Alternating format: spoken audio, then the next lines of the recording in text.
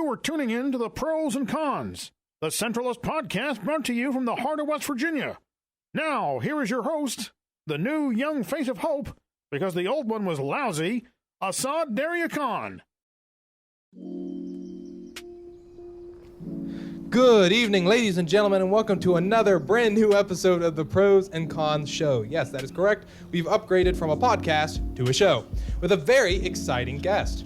But before we get to our Politics Today episode with, again, our very exciting guest, let's talk about the weather.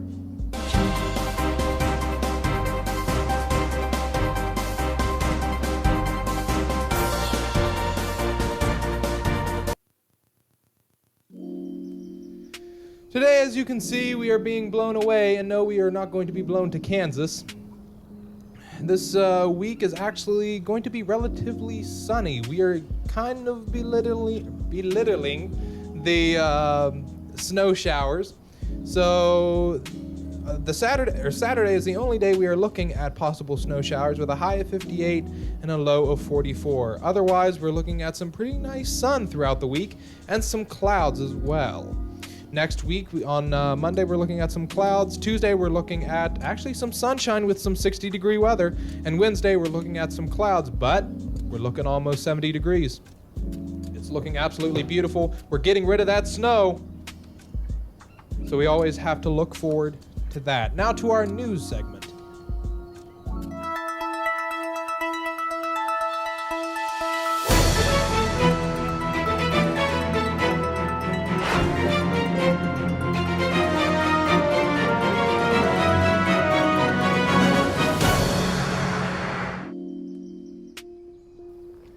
In the news, Saturday Night Live did a very first Zoom episode. It was not live, but it did have America's favorite dad, Tom Hanks. Yes, that is correct.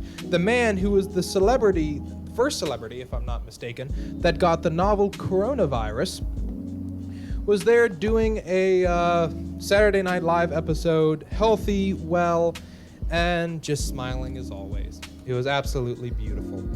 Next, we have, for all you cool cats and kittens, a new episode of Tiger King came out, episode number 8, and Rick Kirkham, the producer of Joe Exotic's reality TV show, announced that Joe was actually afraid of big cats the whole time. That the people inside of the cats inside of the cages while he was filming was in fact either they were on tranquilizers or they were blind. So he ended up, through the majority of the time, anything that he did with the bigger cats was actually fake. Not only can you not believe everything you see on a reality TV show, but you also cannot believe Tiger King. Well, I will blame it on Carole Baskin. I think I'll blame it on her. Next, our third thing in the news, this show that you are currently listening to is now teaming up with Mountaineer News, even though, you know what, I actually am the second part of Mountaineer News, and I'm teaming up with my partner, Mr. Michael Moorhead, the lovely Michael Moorhead, for live music from home. That is correct. We will be doing a Zoom video call where you guys at home can put it up on your TV screens and you can listen to your favorite bands right there in your home, in your pajamas. That is correct. Currently, we have Ryan Kane and the Ables, Key to Adam, Character Music, myself and Michael Moorhead, and Bryce O'Loughlin and his lovely crew. So make sure to tune in for whenever we have that episode. That is going to be, we are shooting for April 25th at noon. That's correct, April 25th at noon. Make sure to keep your eye out. Next, in Upshur County, we have reached officially 3 cases of COVID-19. It was confirmed that the third case was actually a traveler, but that does not mean that we do not need to stop taking the precautions. Please continue to wear masks. Preferably, now the CDC recommends that you wear them 24/7, whether you're going out for gas, going out anywhere really, apart from if you're just walking outside to check your mail. But if you need to get into your car, go get gas, go to Walmart, anything, please wear a mask. A lot of different people are doing cloth masks, or some health departments actually, I think, have some masks. It all matters where exactly you go, but please make sure you wear a mask and take the right precautions. If you happen to have gloves, wear them. Any type of gloves will work. Not a sponsorship, but Mike Lubin over at the Triangle in Buchanan, West Virginia. He even has, now he's not giving them out for free, but he does have some gloves where they are mechanic gloves. And people that come in, they can actually reach in and get those gloves. So it's an excellent way to just keep making sure that we are following all the protocols. And on top of that, a lot of companies or businesses around town are now carrying extra things of hand sanitizer for whenever people come in as well. So follow all the protocols and be safe. Now this is going to be a little awkward because I do not have my guest currently on call, but the reason why for that is because he is on a very tight schedule, and it's rightfully so. He's a very busy man, and he's a very, very amazing guy. I've met him, or not met him, but I've talked to him multiple times, and I will call him here in just 1 second. But before that, make sure to stick around until the end of our episode, where we will do our semi-famous, it's up to who you talk to, giveaway. That is correct. Today, our giveaway, on our giveaway table, is a gold-colored Kennedy $50. That is correct, a gold-colored Kennedy $50 in a beautiful black casing. On top of that, we also have a beautiful elf, not a beautiful elf, we're not giving away a beautiful elf, but it's ELF ELF 10-piece nail set. So it's a very nice nail set, and 10 nail polish bottles. And all you have to do is stick to the end of the video. And I apologize, I do not do my nails. I can happily say I do not do my nails. I do not paint my nails. I will embarrass myself and openly say I do sometimes get mani-pedis, but I will say that I never have painted my nails, and I'm happy to say so. But I'm not judging. If you want to, if you're a guy and you want to get them, go on ahead. If you want to get them for your wife or anything else, all you have to do is stick to the end, and we will have our 2 giveaway questions. Now, the first giveaway, which was the Kennedy $50, gold-colored Kennedy $50, was brought to you by 2 of our sponsors, Appalachian Certified Home Inspections for all your inspection needs, and Dr. Ali Khan's office for most to all of your medical needs. So thank you guys for sponsoring us. And then the nail kit was actually just brought to you by the Pros and Cons podcast. I wanted to bring in some more women-friendly items. Or man-friendly, it's up to whoever you want to, but some more kind of feminine products, because, to be honest, I don't think you can really do much with a Kennedy $50 if you're a girl to do makeup. So definitely the Kennedy $50 is more as a gift, or for a guy for he can put on his desk, or if you're maybe a woman that wants to coin collect or get it for their husbands, whatever which. So I definitely wanted to include some more feminine products. So, now let's get to our guest. He is the man who's inspiring people of West Virginia like the great Democratic Senator and President from our history, John Fitzgerald Kennedy. The person who started West Virginia Can't Wait, and the person I am going to peer pressure into running for president one day, and also nominate me as his vice president. Mr. Stephen Smith, which again, I am going to quickly call him. Let's get him on the phone.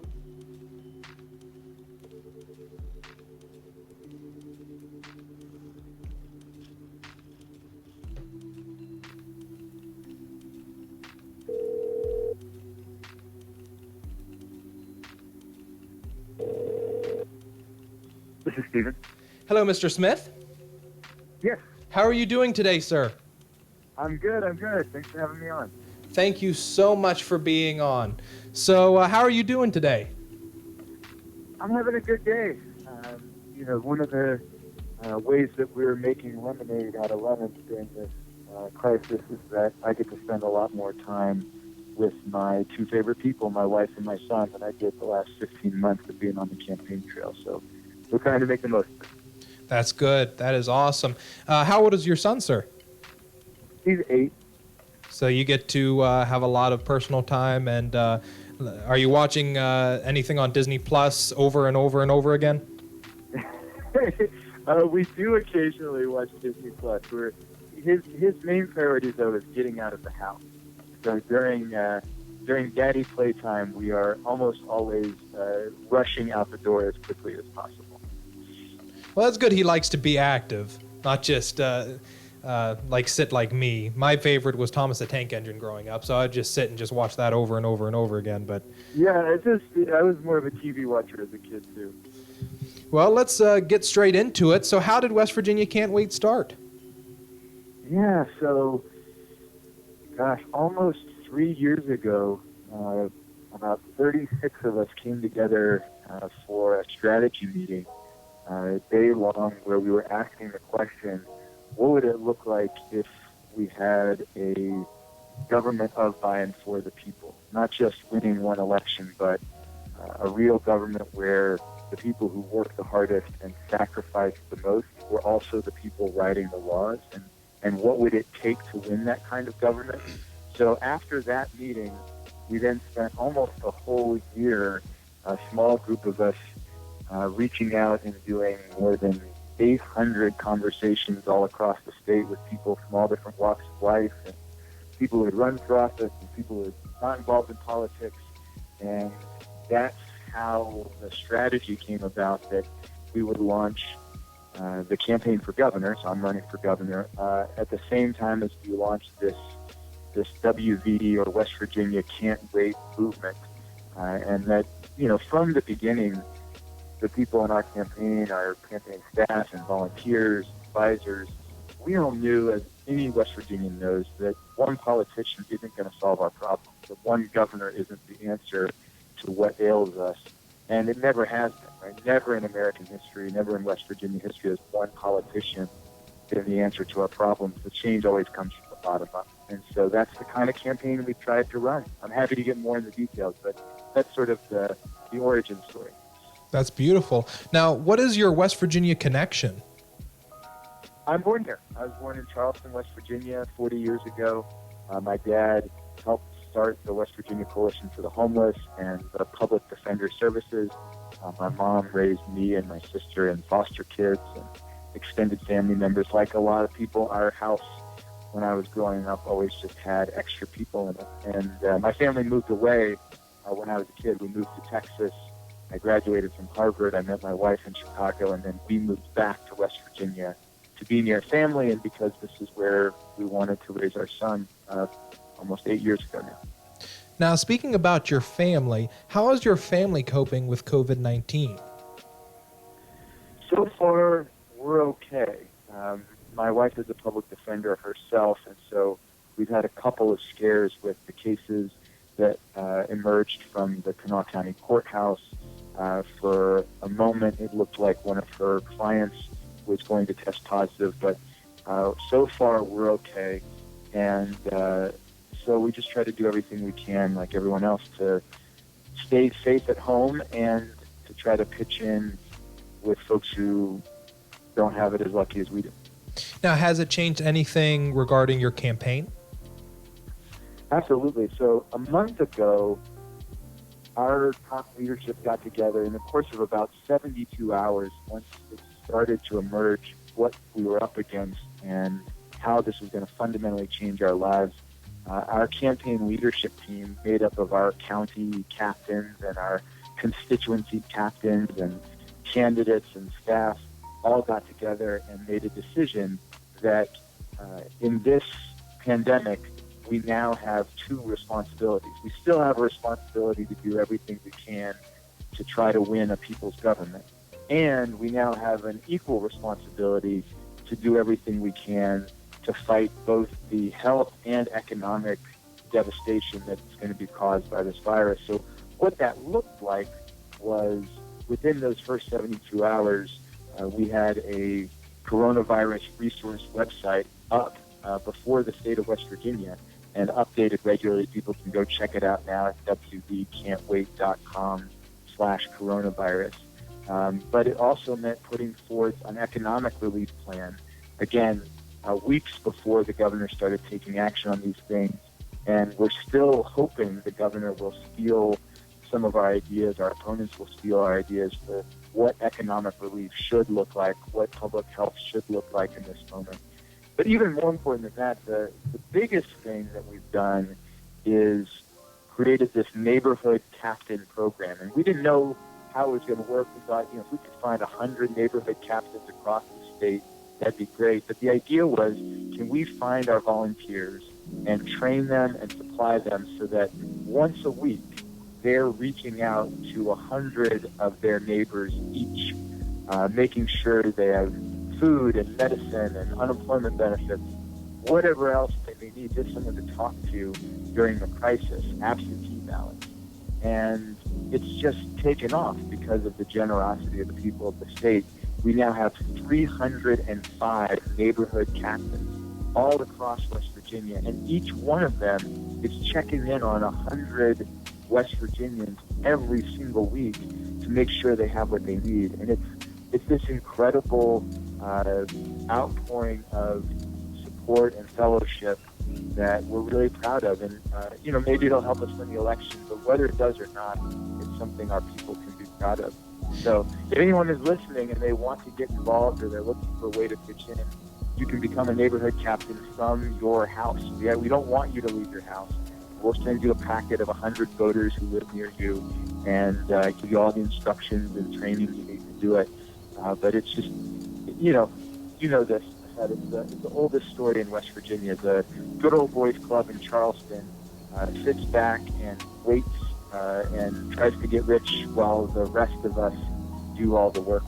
The fact that we have a state where thousands of people are home making masks for private hospitals that are simultaneously laying off workers and threatening to close tells you everything you need to know about the economy and the healthcare system we live in. And what we're trying to do in this campaign is win a government where the people who make the masks and the people who are frontline nurses and CNAs and the people who are working at Kroger or other essential jobs, that those are the people we think that understand the problems the best and should be writing the laws, not out-of-state corporate lobbyists. Yes, and talking about all the different people that are coming together and helping, what impresses you the most about the people of West Virginia? So we are always told, right? I don't know if you heard this. I've heard this since I was a kid, that West Virginia is at the bottom of every list, right? That oftentimes the people of West Virginia get mocked and made fun of by out-of-staters and the press. The truth is that West Virginians are actually number one in the nation in the amount of time we spend with our neighbors. We're in the top 5 in various measures of charitable giving, volunteer service, military service, the time we spend with friends and family. And then, of course, every 50 or so years, the whole nation turns to West Virginia for leadership in the labor movement. So whether that was the mine wars 100 years ago when black, white, and immigrant workers stood shoulder to shoulder and marched to protect their right to organize and for human dignity, or whether that was 2 years ago during the educators' strike, that's actually who we are. We aren't at the bottom of every list. We're just at the bottom of the list of the things that our government and the good old boys are in charge of. But when you peel away that layer, in West Virginia, you can also find people that are the most generous, the most civic-minded, the most willing to sacrifice for one another of anybody in the United States. Now, speaking about the good old boys, what do you think of Governor Justice's COVID-19 response? I think it's an embarrassment. I think most people agree that this guy has told us who he was from the beginning. He was never really a Democrat. He was never really a Republican. He just has a dollar sign after his name, right? He is there for him and for his family and for his buddies. And it's painfully obvious, right? After the coronavirus response isn't anything new. After the flood of 2016, what did we see? Federal government provides $147 million in aid, and Justice and Thrasher have a big expensive conference and hire a couple consultants. Meanwhile, the people of Greenbrier County and other affected counties got together with almost no resources, but their own sweat and donations and faith institutions, and built more homes faster than the good old boys did, right? We saw the same thing after the legislative session in 2019. The legislature and the governor thought they had $60 million in extra funds, enough money that they could have funded a black lung pension fund and a veterans nursing home in Beckley, two projects that have been in the works for years, desperately needed by working people in West Virginia. And what did they do instead? They passed a huge tax break for out-of-state coal executives, people like Justice and his buddies. And so we can't be surprised, and I don't think most West Virginians are, when this governor was slow to act, mostly uninterested, and indecisive when it came to his response to this crisis, because he's going to be fine. Right? That's the trick with all of this. With every single issue we face, is that as long as we have a government that's run by people who are going to be fine no matter what, instead of people who have a real stake in the results, we're going to keep getting bad policy and uninterested government. And that's what we've seen from this governor. Now, what do you think about like the national COVID-19 response? It's not going far enough. In Great Britain, the equivalent to a stimulus check that they're receiving is 80% of their pay. In Canada, the equivalent of their stimulus check is $2,000 per adult per month. In the United States, it's $1,200 once. And so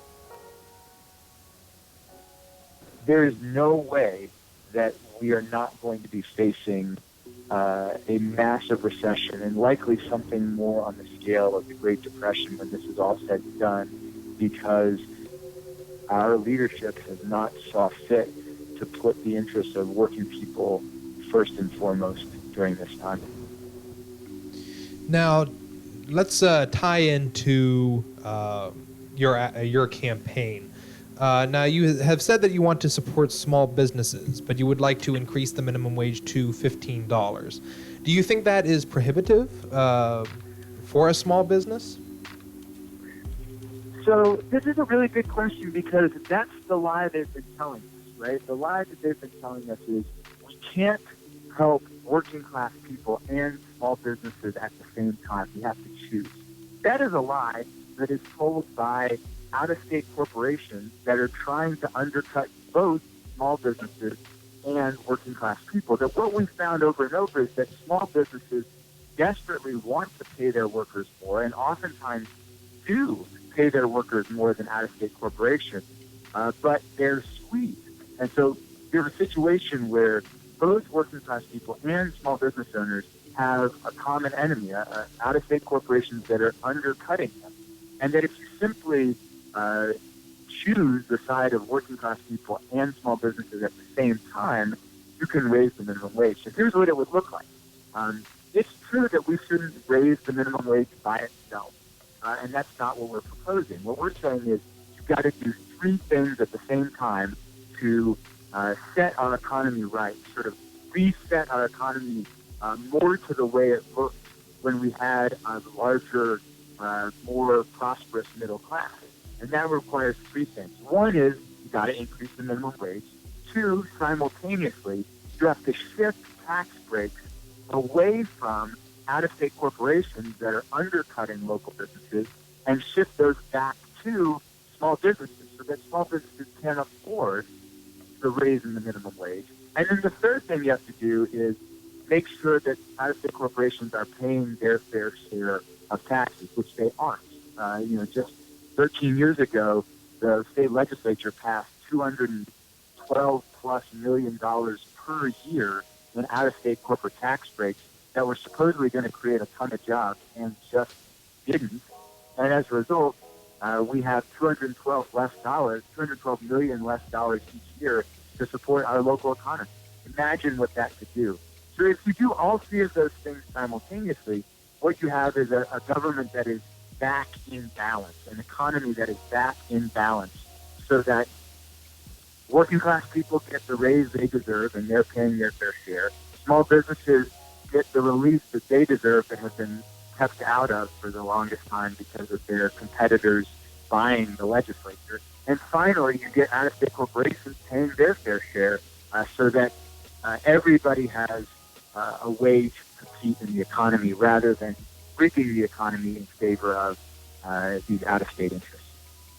Now, how would you support our coal miners? We ask them. I mean, you could ask me the same question about with disabilities, senior citizens, veterans, students.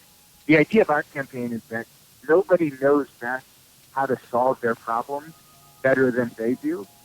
And when we started this campaign, we actually launched our campaign in the Union Hall, Coal Miners Union Hall in Matewan, West Virginia.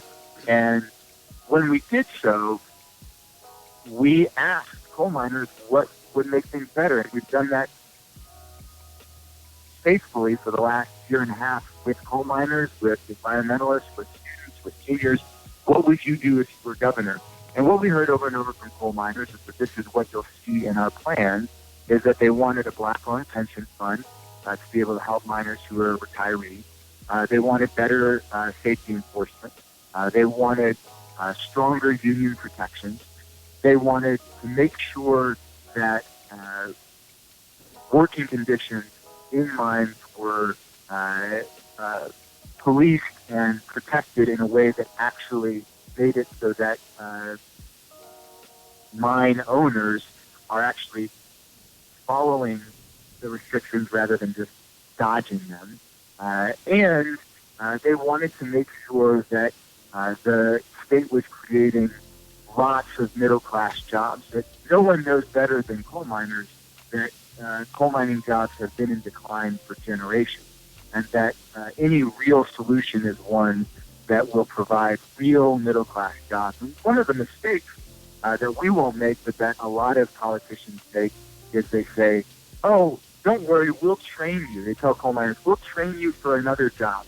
But that training is for a job that doesn't exist in their home county and pays 1/3 what their current job does. Coal miners are right to be angry about that. They're right to reject that terrible deal.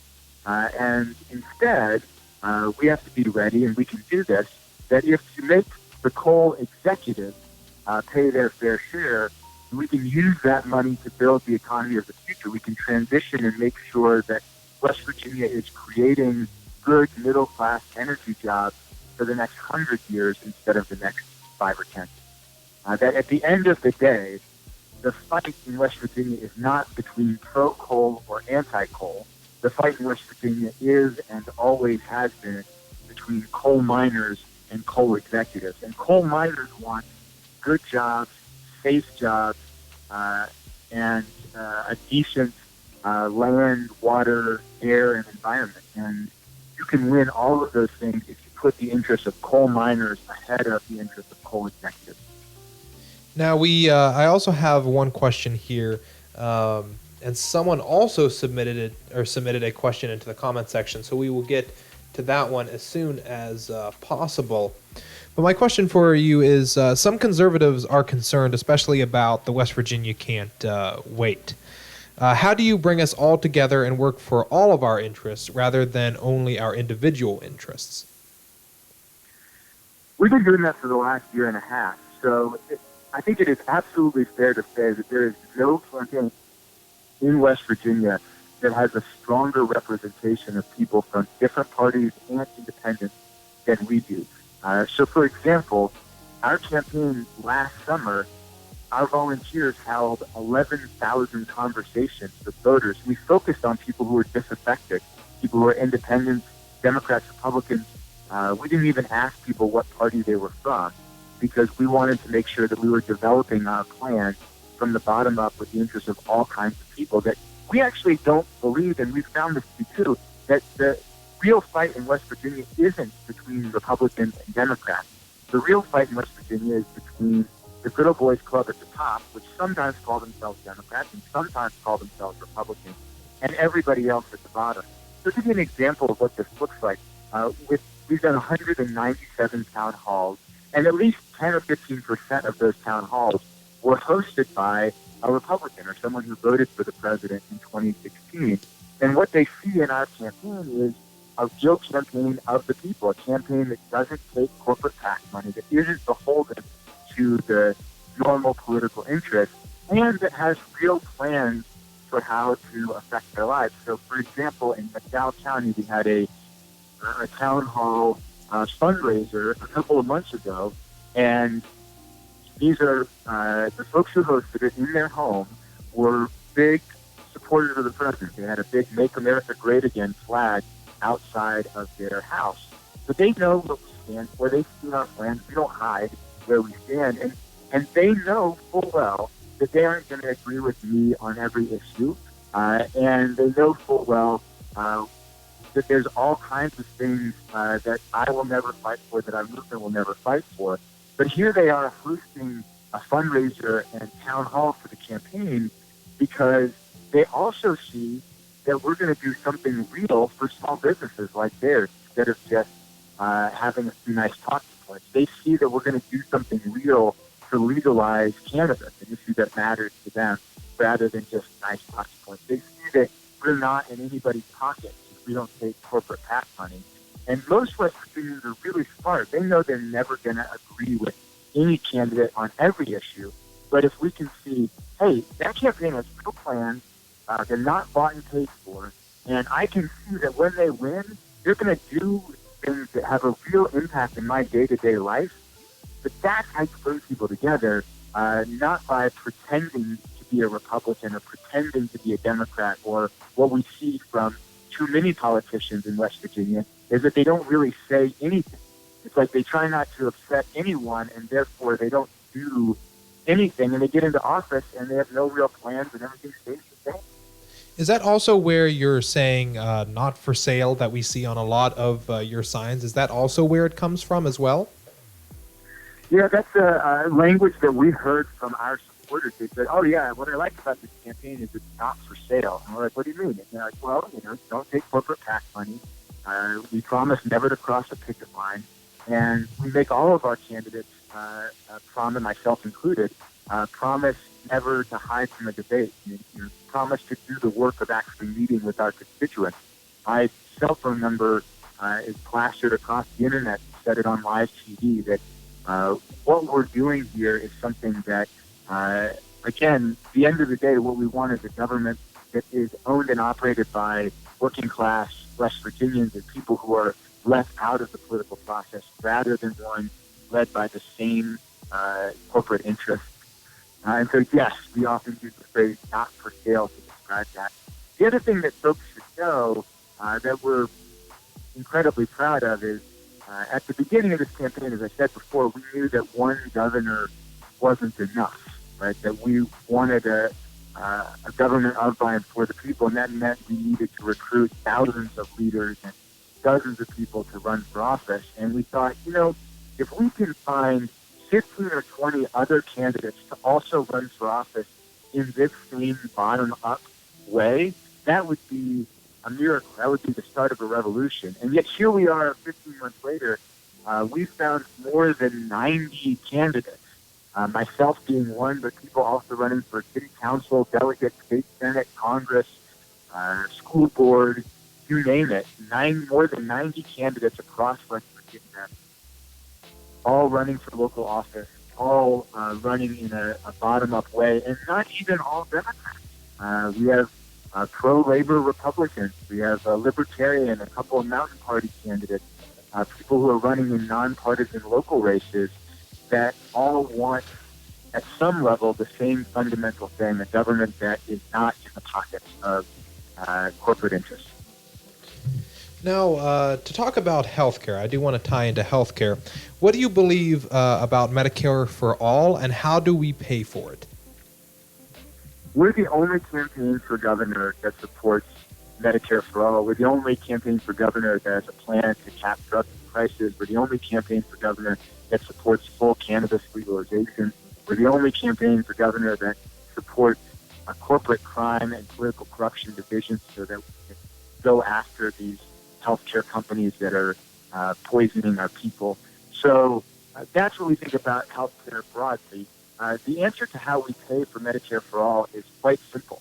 Medicare for All is significantly cheaper than what we are currently paying for our healthcare. And even so-called conservative think tanks have shown that when you add up all the costs for Medicare for All, you save billions upon billions of dollars from what you would pay if we were to just continue the current healthcare system, which is not a surprise because the current healthcare system is designed to draw as much profit as possible out of the people, and it, as a result, spends a whole lot more money on things like deciding whether or not people get care, on administrative costs, on bureaucracy than the Medicare system pays. Now, talking about some of that stuff, what do you think about your opponents and how they might feel with healthcare and that type of thing?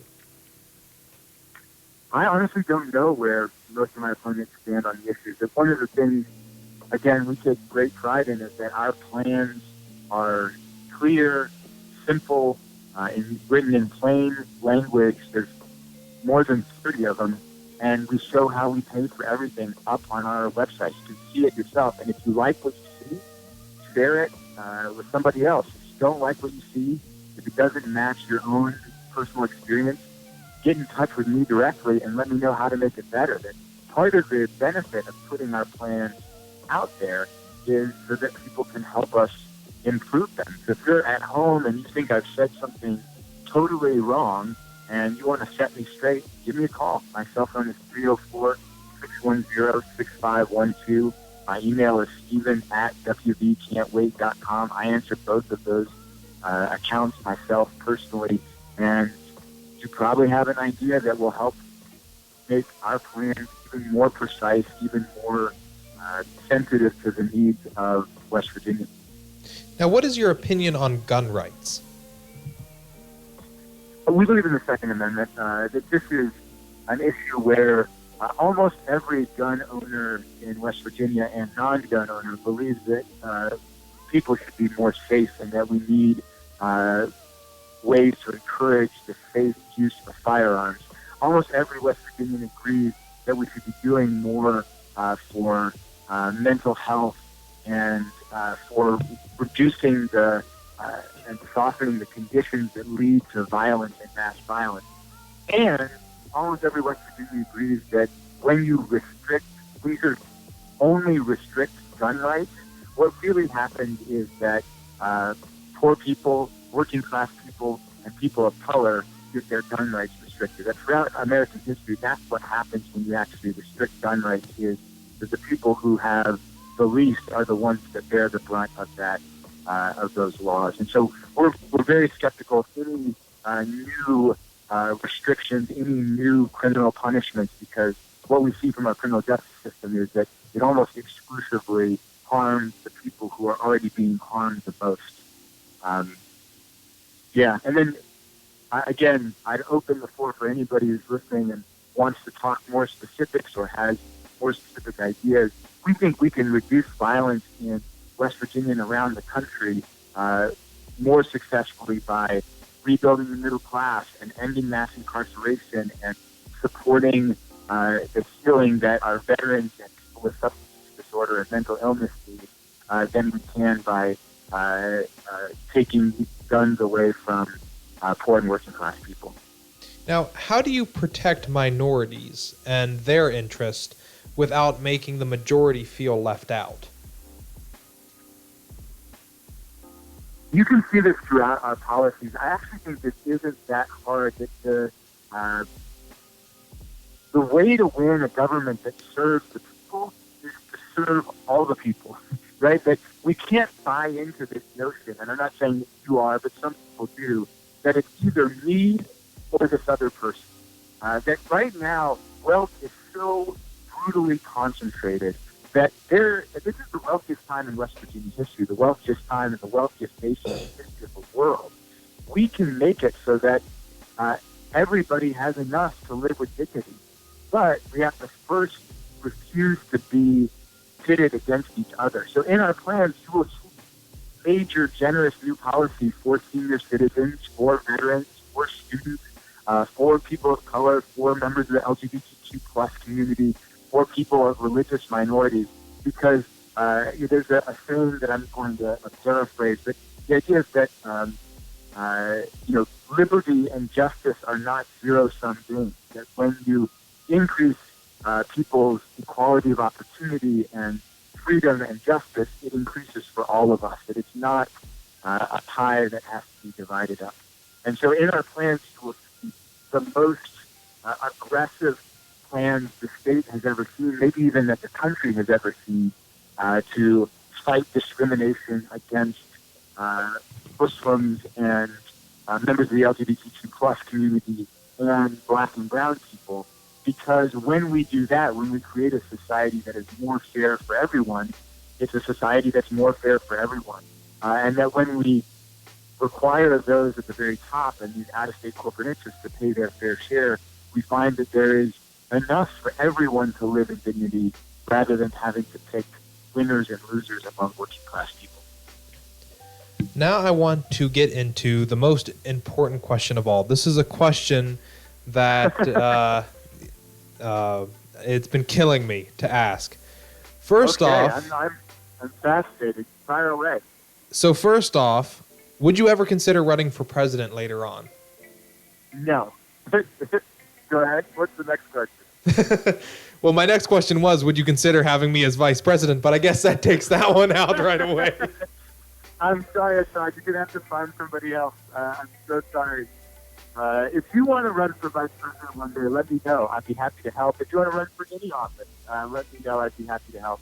But no, I do not have presidential aspirations.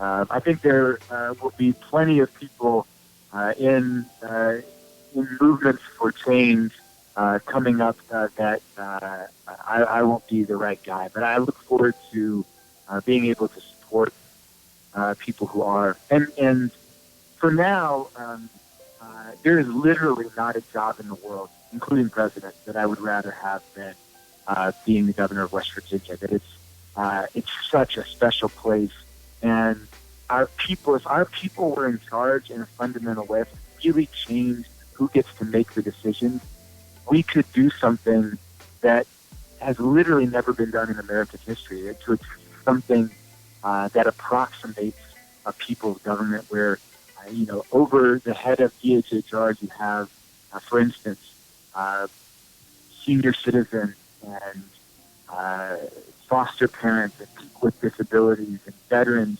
choosing the head of DHHR, choosing the policy priorities and budget of that agency, holding that agency accountable, serving as a daily bulwark on behalf of the people to make sure that agency does what it can to serve the most vulnerable, rather than serving a handful of bureaucratic or federal or corporate interests, and not just in DHHR, but the Department of Environmental Protection, the Public Service Commission, the Department of Commerce.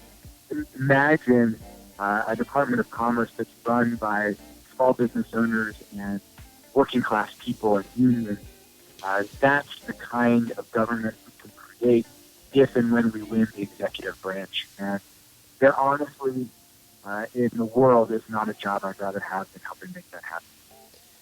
Now, to keep pushing this, because I really want you to run for something, on top of this, to run even higher and keep going, if, let's say, Joe Biden himself calls you up one day and says, listen, I'm a big fan, and I would like you as my vice president, would you accept it? No. I would say find a more qualified woman if you can, and you absolutely can. But no, really, this is the job. This is the job I'm looking for. I'd much rather be governor of West Virginia than president or vice president.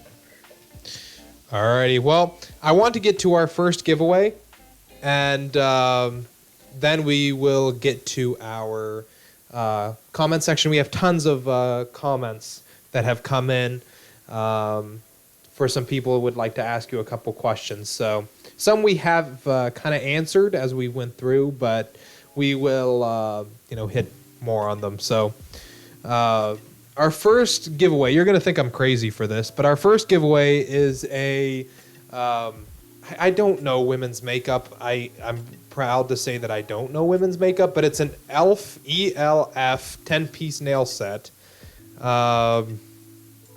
It's a beautiful nail set, I guess. I don't know exactly which way to say it, but the question for that one, and then as soon as we get done with that question, we will go straight into our comment section, and then our very final giveaway, which our giveaway today, the biggest one, is we have a golden colored Kennedy half dollar 1966. It's a very beautiful Kennedy half dollar and a beautiful black casing, perfect for any desk or anything really, and it's been properly sanitized, and I have not touched it, so we've made sure that everything is perfect here. So our question for the makeup is, what was the very first toy to ever be advertised? The question again was, what was the very first toy to ever be advertised? Comment your or just send your the answer into the comment section, and I will let you know if you've won.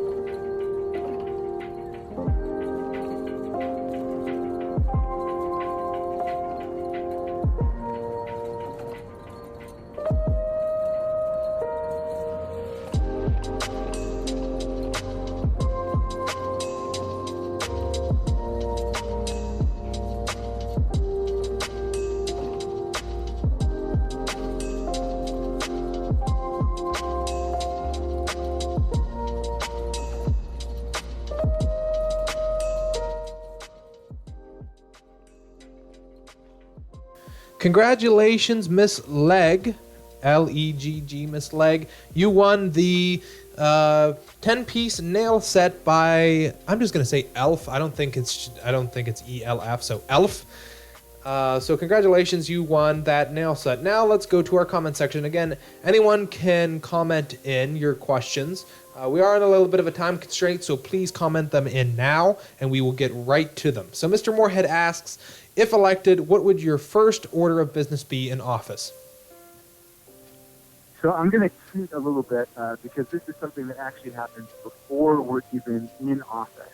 And that's the transition period. There's a 10-week transition between the election and the inauguration. And what normally happens during that transition is that a governor-elect will call up a couple of lobbyist buddies and say, all right, guys, we won. Now go pick the whole government.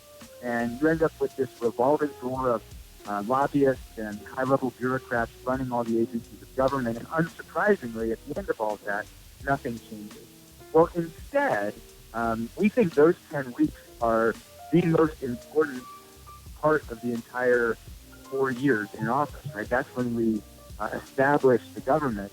And so instead of calling up a couple of lobbyists and giving them the keys to the kingdom, we would establish taxpayer councils. So as I was talking about before, over the head of CHHR, you might have a taxpayer council made up of veterans and senior citizens and foster families. Over Department of Environmental Protection, you might have farmers and surface owners and safe water advocates and outdoors people, and so on and so forth. And those taxpayer councils would have that 10-week head start to select the most qualified candidates for the heads of those agencies, to establish an aggressive policy agenda for each one of those agencies, and to submit a radical reimagining of the budget of each of those agencies, because the budgets of each of these agencies are completely out of whack. Likewise, in a traditional gubernatorial administration, the staff of the governor is usually a bunch of lawyers and secretaries who all work in Charleston and serve as a sort of a wall, or serve as gatekeepers between the people and the governor. They keep the governor shielded from the people. We want to do the opposite of that. So in that same 10-week period, instead of a bunch of lawyers and secretaries in Charleston, we would hire 10 to 12 deputy governors, people to serve in the field, out in the state. So there's someone serving in the Northern Panhandle, someone serving in the Eastern Panhandle, someone serving in the Eastern Mountains, and so on and so forth, so that unlike now, where Charleston can feel a million miles away, wherever you are in West Virginia, you literally have a direct line to every agency of government at your beck and call. And those people are from those regions. They live there. They show up at all the city council and county commission and economic development meetings and they walk into a room with the power of the office behind them, right? They're not just some glorified PR person. They are representatives of the governor's office there to cut deals and help out local citizens. So that's the first thing that we would do, is make sure that the executive branch of government was truly accountable to the people of the state, no matter where you live, no matter what walk of life you come from. Our next question is from Mr. Moore. What makes you, as though a conservative, would vote for Stephen Smith in a general election? So we have a whole bunch of people in our campaign, including in the leadership of our campaign, who consider themselves conservative. So I can tell you why some of them support the campaign. One is that we're the only campaign that has a plan to create a corporate crime and political corruption division in the state police. Right now, there's 700 state police officers, and none of them is free to work on political corruption or corporate crime every single day. There's no white-collar crime unit. We want to create a 100-member corporate crime unit to go after those folks who are doing dirty business deals, or politicians who are corrupt to their core. And if we want to go after those people, we have to create the agency to do it. And we're the only campaign that supports that. We're the only campaign that has a plan to shift $150 million in new tax breaks and capital to small businesses so that they can compete with out-of-state corporations instead of being undercut by them. We're the only campaign that has a plan for creating competition among broadband companies. So what we have in West Virginia right now is monopoly. And most conservatives and libertarians that I know don't like monopolies. Monopolies are anti-capitalist. But we allow them to exist in broadband and other utilities because they have bought and paid for the government. Well, that won't be the case in ours. And we can increase competition through our broadband middle mile project that people can read about online. Another example of a policy that some people think is conservative, but we just think is common sense, is we have a benefits structure that too often hurts people for working. It hurts people for being married. We have a benefit structure where if you get a raise, you're going to lose more money in benefits than you would get in your raise. If you get married, you're going to have worse benefits than if you didn't. And we think that our benefit structure shouldn't punish work and marriage. That's why we support things like the Earned Income Tax Credit.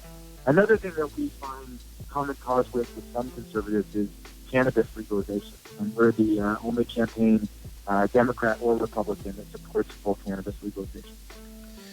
There are a few examples. Our last two questions, and then Okay. I will let you go. Again, I apologize. We are on a... No, I'm glad to be on. No apologies necessary. Thank you for having me. Go ahead. So Mr. Moorhead asks, what is your favorite genre of music? I grew up listening to my parents' music, so like 60s and 70s rock. That's the best kind. That is the best kind. And the very last question from my father, actually. Would you ever come to Coffee Anyone? And if so, when can you? And date, time, everything. Yes, you name it. I've got a lot more free time, quote unquote free time, than I used to. So generally this hour of the day, 7 to 8 p.m., I'm scheduling these kinds of things, either conversations with the press or town halls, digital town halls. So anybody that wants to reach me to set up a town hall, even if it's just you and your family or you and 5 or 10 friends, or a podcast or an interview, my phone number again is 304-610-6512. My personal email, which is actually probably even better, a better way to reach me, is Stephen, STEPHEN, at WVCan'tWait.com. That's Stephen at WVCan'tWait.com. I'd be happy to hear from you. And so thank you again for doing this, and thanks for having me on. I really appreciate it. Thank you so much, sir. And this actually will be uploaded to YouTube, and you can share it around, do whatever, send it to your friends. Do whatever you would like to it. Make fun of it, make fun of me, whatever you would like to do. You can keep it for whatever. You'll send me the YouTube link when it's up? Yes, I promise you I will. Terrific. Well, good luck with the show, and thanks again. Thank you so much, sir. All right, take care. Bye-bye. All right, bye-bye. That was Stephen Smith, ladies and gentlemen. Absolutely awesome, man. And now let's get to our final giveaway. Okay, now this one's hard, but at the same time, it's for a big prize, so it evens itself out. So, our last giveaway, which is for the golden-colored Kennedy half-dollar, 1966, in a beautiful black case, perfect for any desk or anything, sponsored by, I say anything, but sponsored by Dr. Ali Khan's office and Appalachian Home Inspections. Again, this is a very hard question. Actually, I mean, I say this, I'm not trying to intimidate anyone, but it is one that I had to do a lot of research to make sure it was perfect. So the question is, President Kennedy feared running for re-election against which United States senator's father? This is a toughie, but I promise you, you can, I will say you can Google it. You can Google it. The question again, President Kennedy feared running for re-election against which United States senator's father? Send your comments in now.